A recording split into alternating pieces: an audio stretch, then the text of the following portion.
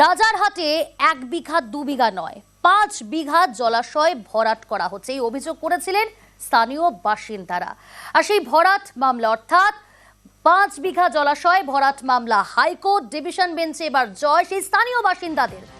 ধোপে tickle না কোম্পানির যুক্তি, গ্রামবাসীদের যুক্তির গ্রহণযোগ্যতা আছে পর্যবেক্ষণ ডিভিশন বেঞ্চের। সিঙ্গেল বেঞ্চের রায় বাতিল করল বিচারপতি তপব্রত চক্রবর্তীর ডিভিশন বেঞ্চ। রাজারহাটে 5 বিঘা জলাশয় ভরাট মামলা হাইকোর্ট ডিভিশন বেঞ্চে জয় বাসিন্দাদের।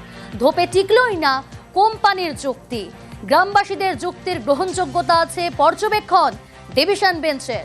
সিঙ্গেল বেঞ্চের রায় বাতিল করল বিচারপতি তপব্রত চক্রবর্তীর ডিভিশন বেঞ্চ। অর্ণব রয়েছে সরাসরি আমার সঙ্গে। অর্ণব, ডিভিশন বেঞ্চের ঠিক কি পর্যবেক্ষণ এই মামলার পরিপ্রেক্ষিতে এবং কি নির্দেশ?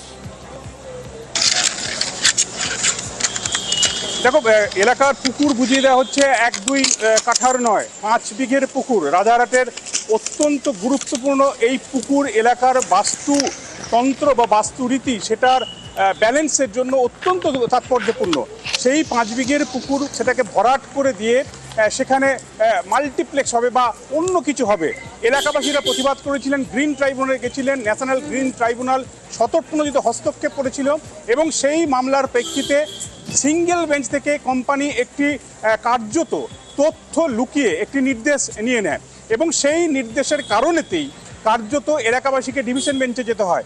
আজ বিচারপতি তপব্রত চক্রবর্তী এবং বিচারপতি ঋতব্রত কুমার মিত্রের ডিভিশন বেঞ্চ গ্রামবাসীদের আবেদন মঞ্জুর করেছে। অর্থাৎ কলকাতা হাইকোর্টের ডিভিশন বেঞ্চে গ্রামবাসীদের জয় হয়েছে, পরাজিত হয়েছে কোম্পানি এবং একই সঙ্গে পুকুর ভরাট আপাতত বন্ধ হয়ে গেছে বা থমকে গেছে, কারণ সিঙ্গেল বেঞ্চে ফের নতুন করে মামলা করতে হবে। এই মুহূর্তে রয়েছেন আমার সঙ্গে এলাকাবাসীরা, আমি তাদের সাথে কথা বলবো। এই আবেদনের পর কি বলবো, আপনি তো মামলা করেছিলেন, কি বলবেন? প্রথমে ধন্যবাদ জানাই আমাদের মহামান্য আদালতকে, যারা আমাদের আর্জি শুনেছেন এবং আদালতের রায়ে আমরা জিতেছি এবং সম্পূর্ণভাবে বন্ধ হয়েছে এই মুহূর্তে ভরাট। এবং ধন্যবাদ জানাই মাননীয় মুখ্যমন্ত্রীকে, যিনি আমাদের আর্জি তার কাছে পৌঁছে দেওয়া হয়েছিল। তিনি আমাদের বলেছিলেন, কথা দিয়েছিলেন, ওই ব্যাপারটা দেখছি, আমরা জয়ী হয়েছি। এবং আরও ধন্যবাদ জানাচ্ছি আমাদের গ্রামবাসীর পক্ষ থেকে, যার সহায়তা ভোলার নয়। যে আর্থিক দিকটা, এই মামলা লড়াই করতে গেলে প্রচুর আর্থিক সঙ্গতি দরকার, সেটা আমাদের ছিল না। এই আর্থিক দিকটা সম্পূর্ণভাবে দেখেছেন আমাদের প্রাক্তন এমএলএ সব্যসাচী দত্ত মহাশয়। ওনাকে আমাদের রেকজনি অধিবাসীবৃন্দ এবং রাজারহাটবাসীর পক্ষ থেকে। এই মুহূর্তে আপনাদের বক্তব্য, একক বেঞ্চে ফের কোম্পানির মামলা ফিরে গেল, সেখানে আপনাদের যে যুক্তি, এই পুকুরের বাস্তুরীতি, আপনাদের কি সমস্যা, আপনাদের সমস্যাটা কোথায়, এইভাবে করা যায় না, ফোনা পরিবেশের নানা রকম বিষয় রয়েছে, আপনাদের বক্তব্য এবার সিঙ্গেল বেঞ্চ আপনারা জানানোর সুযোগ পাবেন। আপনারা একক বেঞ্চের কাছে কি বলবেন? আমাদের বক্তব্য একটাই, আপনারা একক বেঞ্চে ক্রিমিনাল হয়ে গেছিলেন। হ্যাঁ, ক্রিমিনাল হয়ে গেছিলাম। আমাদের বিরুদ্ধে 144 জারি করে ওখানে আপনার করবে, ভরাট করবে এবং পুলিশ পাহারায় থাকবে। এবং পুলিশ তো প্রথম দিকে 2-3 গাড়ি পুলিশ প্রথম দিন এসে দাঁড়িয়েও ছিল এবং ওনারা বলেছিল আমাদের কাছে অর্ডার আছে, আপনারা চলে যান, নাহলে অ্যারেস্ট করা হবে। তারপরে আর যদিও তারা আসেননি। আমাদের একটাই বক্তব্য, যেহেতু পুকুরটা এক হচ্ছে আমাদের দুসাগর রোডের ধারে, প্রায় 5 বিঘা পুকুর, তার মধ্যে 2.5 বিঘা রেকর্ডেড পুকুর, তাহলে এই পুকুরটা কোনো অবস্থাতেই বর্তমান ভারতবর্ষের যে আইন, সেই আইনে কোনো অবস্থাতেই বন্ধ করা যায় না। কিন্তু এরা যেভাবেই হোক এইটাকে বন্ধ করছিল, এটা আমরা একদমই চাই না। এবং বাস্তুতন্ত্রের উপর প্রচণ্ড একটা বিষয় বারবার কোম্পানি ডিভিশন বেঞ্চে একটা যুক্তি দিয়েছিল, সেই যুক্তিতে বলছিল যে এই আপনাদের 5 বিঘে অনুরূপ একটা 5 বিঘের পুকুর তারা নাকি খনন করেছে। আদৌ কি এলাকায় আপনারা 5 বিঘে পুকুর আমরা দেখেছেন যেটা খনন করেছে কোম্পানি? আমাদেরটা রেকজনি মৌজা, ওরা যেটার একটা ফটো জমা দিয়েছিল সেইটা হচ্ছে জগদীশপুর মৌজা, সেটা আলাদা মৌজা। এবং সেখানে একটা বাগানকে সামান্য মাটি দিয়ে বাগানটাকে, ওই 12-13 কাঠা বাগান, সেটা চারদিকে ঘিরে সেইখানে গাছ ছিল। যখন গাছ কাটতে যায় তখন লোকাল লোক বাধা দেয়, তখন বলছে এখানে পুকুর হবে। তার লোকাল লোক বলছে এখানে এত বড় বড় গাছ আছে, কিসের পুকুর? লোকাল লোকের বাধায় ওরা কিছু করতে পারে না এবং ওটার মধ্যে পাম্প দিয়ে জল ভরে সেই ফটো কোর্টে সাবমিট করে, বলছে পুকুর, কিন্তু আদৌ পুকুর না। মারাত্মক মারাত্মক আদালতকে মিসলিড তো করেছে একরকম, পুরোপুরি। আরো তথ্যের পুরোপুরি কাটছবি, পুরোপুরি আদালতকে টোটাল মিথ্যে করেছে। আদালতকে কিচ্ছু তথ্য জানায়নি এবং ওটা পুকুরই না, ওটা কোনো পুকুরই না। সেইভাবেই ওরা বিভিন্ন জায়গা থেকে অর্ডার একটা বার করেছে, অর্ডার বার করে ওরা এর জোরেই এটা করছিল। এখন কিভাবে করবে এই পরিবেশ বাঁচাতে? এই পুকুর আন্দোলন কিভাবে এগিয়ে নিয়ে যাবে? আমাদের আন্দোলন থাকবে, জারি থাকবে, এই পুকুর থাকবে। এই পুকুর থাকবে, তার জন্য আমাদের যেখানে যেতে হয় আমরা যাব, পুকুর থাকবে। আর যেখানে যখন আটকাতে আমরা পেরেছি, সুতরাং এই পুকুর থাকবে। এর জন্য যেখানে যতদূর যা করতে হয় আমরা করব। অর্থাৎ লড়াইকে থামান কোনো লক্ষণ নেই, পরিবেশকে বাঁচানোর জন্য লড়াই তারা চালিয়ে যাবেন। পরিষ্কারভাবে এই হাইকোর্ট থেকে এই একটা বার্তা নিয়ে তারা গ্রামে ফিরবেন, এলাকায় ফিরবেন, এমনটা তারা জানাচ্ছেন।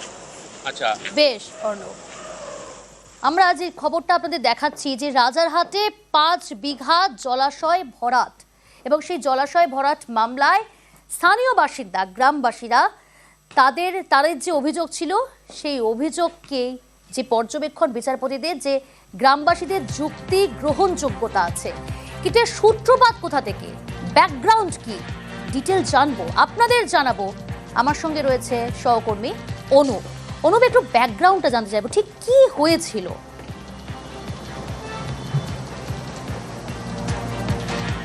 তো 1.5 মাস আগে কিন্তু আচমকা লক্ষ্য করে যায় একেবারে কিন্তু এখানে জলাশয় যে ভরাটের কাজ চলে, রাজারহাটে 5 বিঘা জলাশয় রাতের অন্ধকার, এবং সেই সময় কিন্তু এলাকার মানুষ তারা কিন্তু একেবারে প্রতিবাদ করে, সোচ্চার হয়।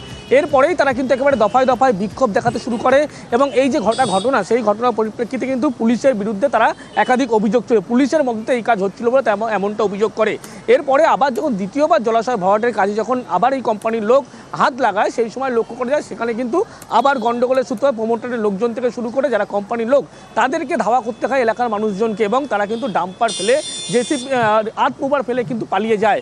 এবং এই চিত্র যখন বারবার চলছিল, তারা কিন্তু বারবার সোচ্চার হয়েছিল, একাধিক ঝামেলার সূত্রপাত হয়েছিল এলাকায়। তার পরবর্তী ক্ষেত্রে কিন্তু দেখা যায় এই জলাশয় ভরাট কিন্তু আবার কিছুদিন বন্ধ থাকলে তারপরে আবার নিয়মকে তোয়াক্কা না করে বুড়ো আঙুল দিয়ে কিন্তু একইভাবে কাজ হচ্ছিল।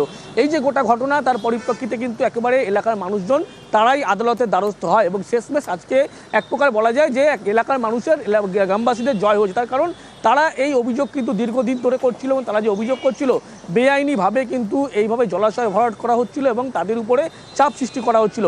এবং এখানে লক্ষ্য করা গেছিল একাধিকবার যে গণ্ডগোল হয়েছিল সেখানে কিন্তু পুলিশের ভূমিকা নিয়ে প্রশ্ন উঠেছিল, একাধিক সরকারি দপ্তরের আধিকারিকদের ভূমিকা নিয়ে প্রশ্ন উঠেছিল।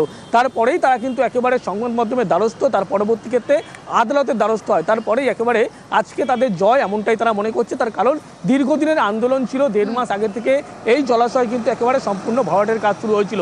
বেশিরভাগ অংশ, 5 বিঘার বেশিরভাগ অংশ কিন্তু একেবারে লক্ষ্য করা যায় ভরাট হয়েছিল, কিন্তু শেষমেশ আজকে আদালতের এই নির্দেশ, তারপরেই কিন্তু এলাকা তারা মনে করছে তাদের জয়, এবং তাদের কিন্তু একেবারে ঠিক আন্দোলন যে পথে তারা করেছিল এবং আদালতের দৃষ্টি আকর্ষণ করতে পেরেছে বলেই কিন্তু আজকে এই তাদের জয় এসছে বলে তারা এমনটা দাবি করছে। বেশ,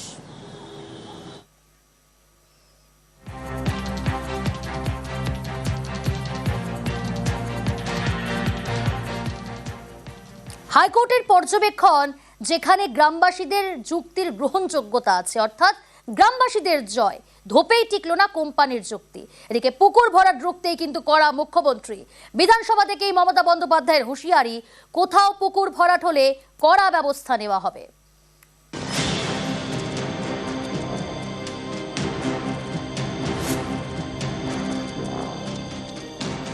কোথাও পুকুর ভরাট, কোথাও আবার জলাশয় ভরাট, এসব রুখতে কড়া মুখ্যমন্ত্রী। মঙ্গলবার বিধানসভায় মমতা বন্দ্যোপাধ্যায় বলেন,